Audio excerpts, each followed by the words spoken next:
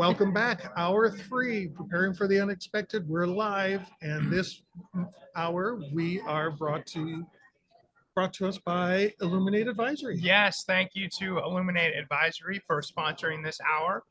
Illuminate Advisory is the risk advisory firm inspiring organizations to harness the power of risk. We have a special guest with us right now, Alex, someone who I've spent many times. We spoke on the phone and through Zoom prior to COVID for years. She was actually at Continuity Insights. You were. And we missed it. And I missed you. Yeah. So I should have hunted you down. Please, Caoimhe, why don't you introduce yourself? Sure, yeah. So my name is Caoimhe Culleton. I'm located in Ireland, hence the accent, and I work for HPE, Hewlett Packard Enterprises, and I am the Global Business Continuity Program Manager for HPE. Yeah. And she's also the delivery of chocolates.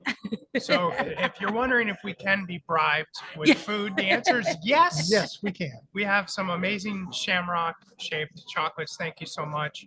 So you've been speaking I've noticed you speaking at a lot of conferences lately. Mm-hmm. So share with us like what your year has been as I don't know if we're at the tail end of COVID. I don't know if COVID ever ends. Yeah. But not being able to travel now traveling, now speaking at conferences, like what have you seen at Continuity and Resilience today and some of the other conferences that you spoke at?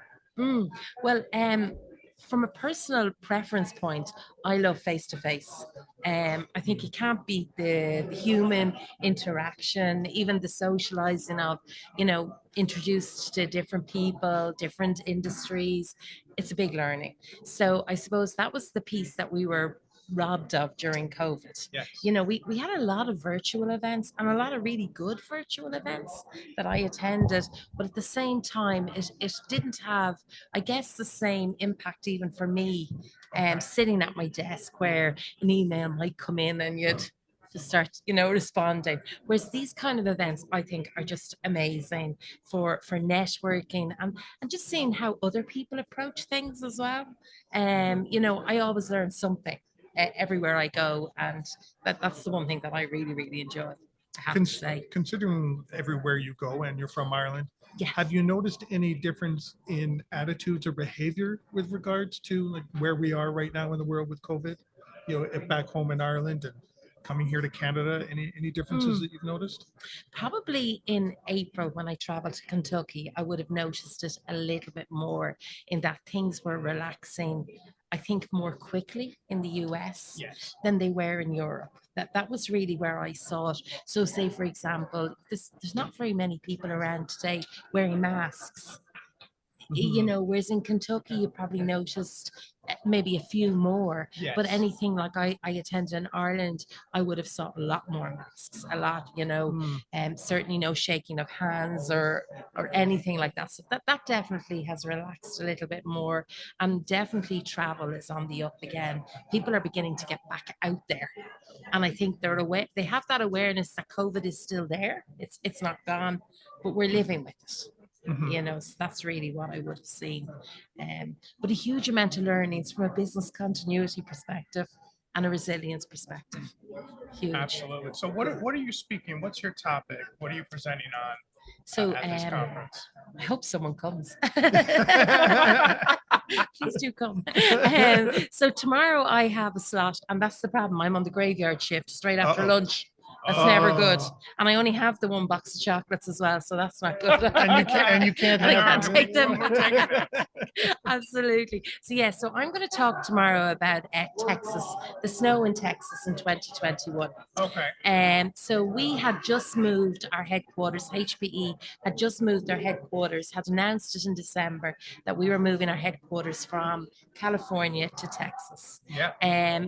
We had 9 sites already in Texas anyway. So we have quite a concentration in Texas. So I'm going to speak about, on top of COVID, how we dealt with that event in Texas, because it did have a number of impacts and presented a number of learnings for us as an organization. But that was the thing over the last 2 years, was the amount of times you had a multiple disruptive event.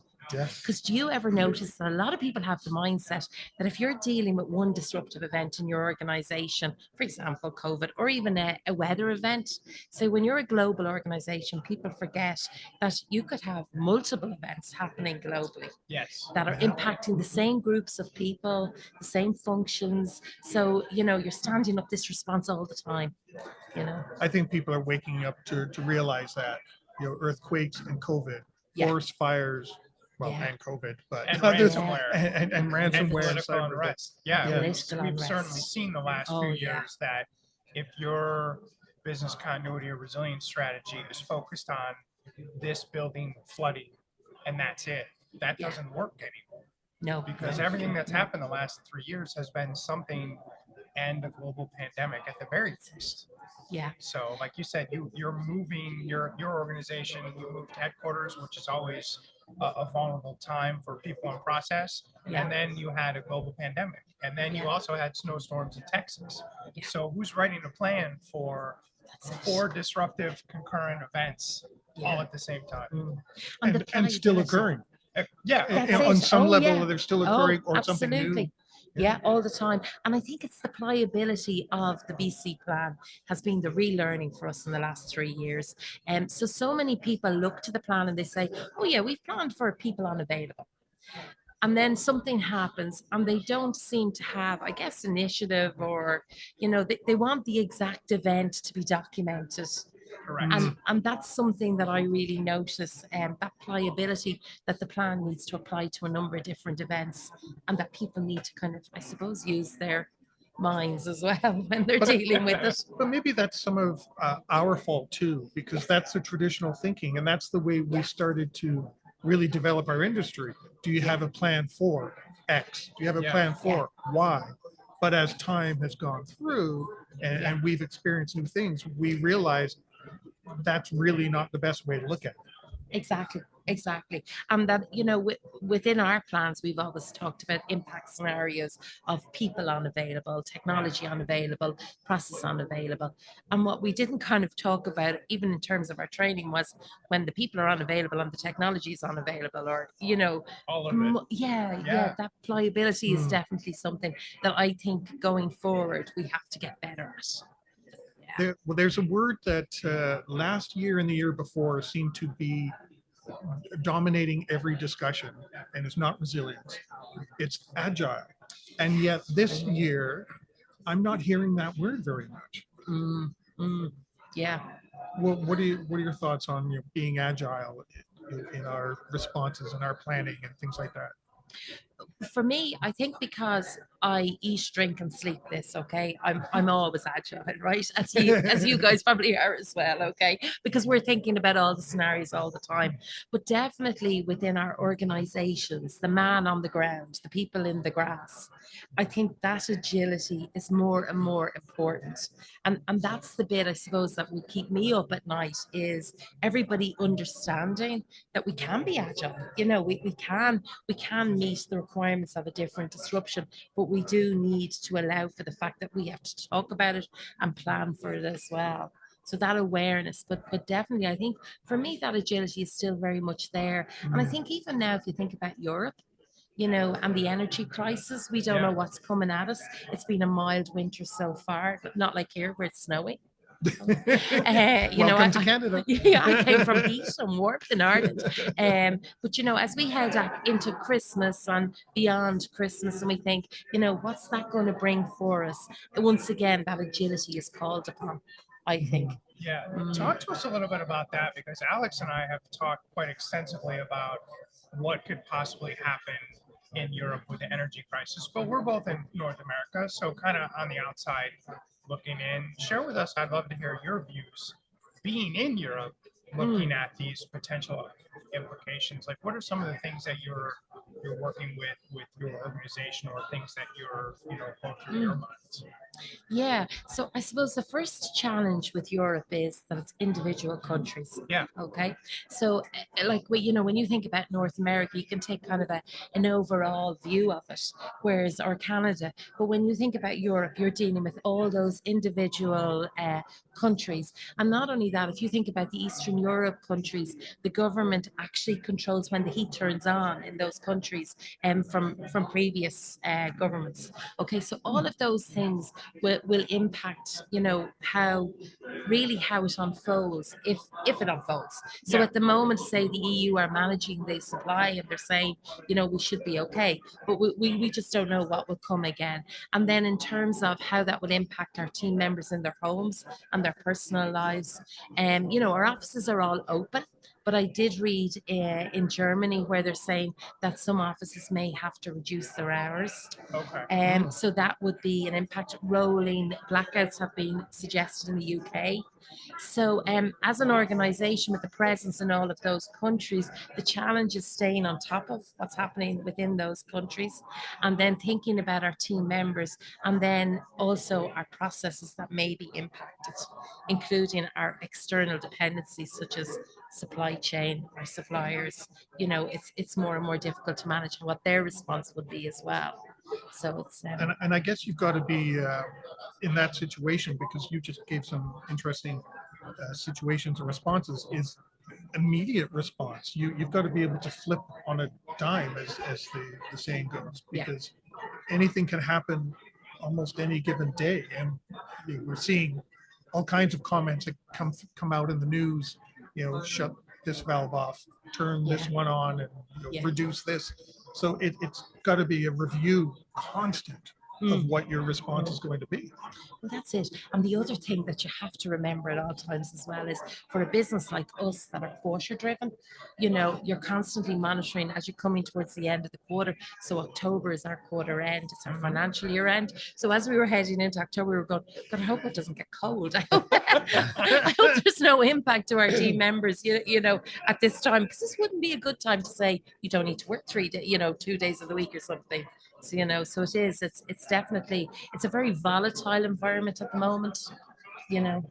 Does that impact your employees as well? Not just the offices, but with so many people working from home, are they having that concern as well? Definitely, and the rising costs. So the cost of living at the moment is definitely a challenge for team members. Across the world, really. Yeah. But in Europe at the moment, you have inflation rising quite rapidly. And then the cost of heat and fuel, etc., to drive to the office even. Do you see that as a potential business continuity risk for your employees, as like if employees can't afford to live in certain areas, Yeah. people have to move? Is that a risk that you look at, or something that maybe keeps you up at night? Keeps you up at night. I suppose the duty of care of our employees is always important, of our team members, okay? And that is a real priority for HPE. And, we would have seen that very much with weather events in the US. We would reach out to our employees and make sure they're okay. So it will apply the same to Europe. And that, transient team members wouldn't quite be as relevant in Europe, because people don't move around as much as they maybe would here. So it should be more about, I know we spoke recently about, say younger team members that maybe live in rented accommodation. We would have to have an awareness of them. So we're very dependent on those country managers to understand what are the challenges of our team members. But it would be very much top of mind for the organization. So, one question we get a lot from the audience, people who run business continuity and resilience at smaller organizations.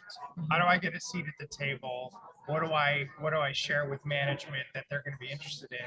We know that you running and being part of business continuity for a global organization, that's very important to management. So what are some of the conversations or some of the questions that they're asking that you think might be relevant for our audience, that they should be asking when they work with their management on their programs?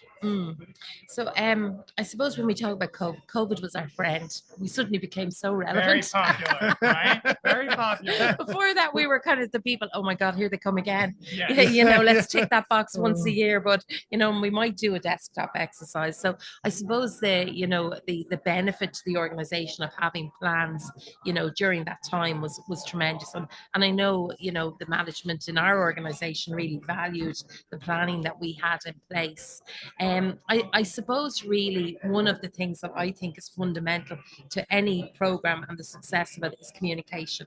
Yes. So, you know, to get that seat at the table, but also, you know, we have a responsibility to remind our management, our leaders, that we're here, we're planning, we're doing, this is the output, this is what we're seeing, you know, these are our concerns in terms of the risk environment, the risk landscape, you know, and I think it's that constant communication is really, really important to ensure that you have that engagement all the time. I think if you don't become, I suppose, somewhat aggressive about it, you will get forgotten about, you know, until there is a disruption and they go, who has the plan and where is it? You know, so I think that's really important, to be honest, regardless of the size of the organization. Is there a political fight though to have? Because let's face it, you can be aggressive and still have, you know, your manager or your director or whoever you report to. No, no, no, no, no. You know, let's not open that can of worms. Can of worms, yeah. So how can you be aggressive and try to get your point across when, you know, there are people who don't want you to get your point across? Yeah, yeah, absolutely. Well, we have a number of partners within the organization, and you know, they're very helpful to us. So first of all, my manager, she's a director, so she has a seat at the audit committee, which is a great opportunity to highlight concerns, and also our colleagues in enterprise risk. So we use some of those stakeholders across the organization to help us when we might be getting that traction. You know, and ultimately, I do believe if you can align a dollar value of a potential disruption, it tends to get people to sit up a little bit more and say, whoa. You know, and that sometimes can be a little bit of a finger in the air moment, but at the same time, it definitely does get the attention that you require. I liked what you said about partnering with some of those groups like enterprise risk. Yeah. You know, leveraging some of the some of the network that you might have, Yeah, leverage very that important. to move your needs forward. That's Because ultimately exactly your it. needs are the organizations. Absolutely, absolutely. Because what you're trying to achieve all the time is protect the organization. You know, and sometimes it mightn't be on everybody's agenda. So using those groups, you know, can really, really help that. Yeah. Okay, so we know we're cutting into your lunch hour, so we want to let you go. So Yeah. you can But eat you have today. chocolates. We now have chocolate. We have chocolates to get us Thank through. you so much for joining us. What time is your speech tomorrow? 1:20. Okay, so if you're at the conference, 1:20, don't eat too Yeah. much lunch. Don't No, eat too much bread. don't go sleep. Stay awake. You can fall asleep after her session. Yeah. But please join us for that one. Thank you so Thank much you. for joining us. Thank you We so appreciate much. it. Yes, thank you so Thank you. much. Thank you Stopping very by, much. and thank you so much for the chocolates too. Absolutely. We'll be having these throughout the broadcast, I'm sure. It's great to meet you guys. Take care. I listen. Awesome. If you like that video, thumbs up. If you didn't like that video, thumbs down. But leave me a message and let me know your thoughts. Of course, don't forget to subscribe. And in the meantime, stay prepared, everybody.